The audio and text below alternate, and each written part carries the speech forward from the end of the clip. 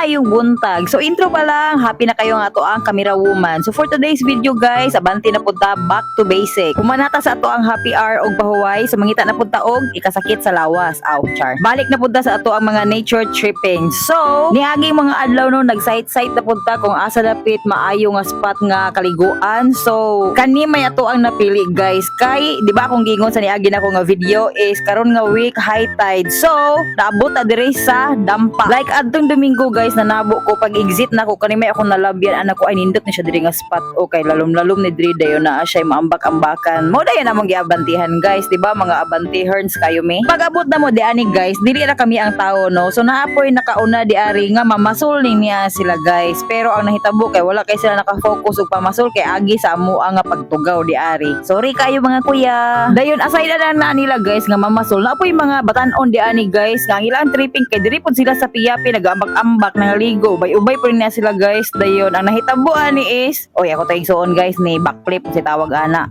Ang nahitabo to dai niya guys is nag-collab me nangani sila sa amo nga spot. So daghan na hinuon mi di ani guys. Like on our way ang amo nahuna kita ra gid may tao di adto karon. Sus pag abot dito kay oh bibo kayo mi daghan na hinuon kayo mga bata di ari. Amo silang giinan nga hala makuha ra ba mo sa video, ma-record mo gapil na sila okay ra daw basta kay ila nalingaw sila di ana og ligo-ligo ambak-ambak guys. Agi sila mga plano-plano nga unsa paning mga pinahawak kamay nga kanang ambak unsa ron kanang magpahulog-hulog kuno sila nga magkapit bisig sila. Ay wow. Yes, nindot niya siya diri kaliguan guys. Pero akong maingon is kung dili ka kahibalo malangoy, ayaw lang jud og anhi di ani. Dili na ko advice nga moanhi ka di ani ha kay lalom gid niya siya di ari. Ayaw jud pag taraji diha. Maunsa pa lang unya mo mas mainang naa nga safety guys. So mao to ano daghan-daghan naman gid mi. So nagdesisyon mi nga mag-dive mi. Ako'y nag-una dayon wala na dayon sila nagkasinabot og kisay mo sunod, di ba? Perfect. Abi gid mo og wala kayo mga ligo di ari. Pero atong time nga padulong na mi pauli mas daghan pa hinuon ang niabot. Naapagani bidi ani guys nagligo-ligo, nag-enjoy pero ang among hunahuna is asa na pud kataan ni sunod padulong no. Aha na pud ka mas maina to ani nga kaliguan. So kani mga batao kay nang langoy na nabuk kon to sila didto. So ako ang magulang guys kay naglingkod siya diha chilling kay nagpahangin kay init mud kayo ang panahon oy. Wala pa gid mi balon ay niya guys. Kay paminaw na mo guys nga og magbalon mi sumpa gid siya kay last time wala gid na dayon ang amo nga swimming. So nirampa lang kadyot ang inyo ang auntie para ingnon. Nga naaday nagsakay-sakayan atong to ang pagpangaligo na mo dito guys. Wa jud ko kabantay ani niya. So inaana no naringaw lagid siguro may dito og kinaligo.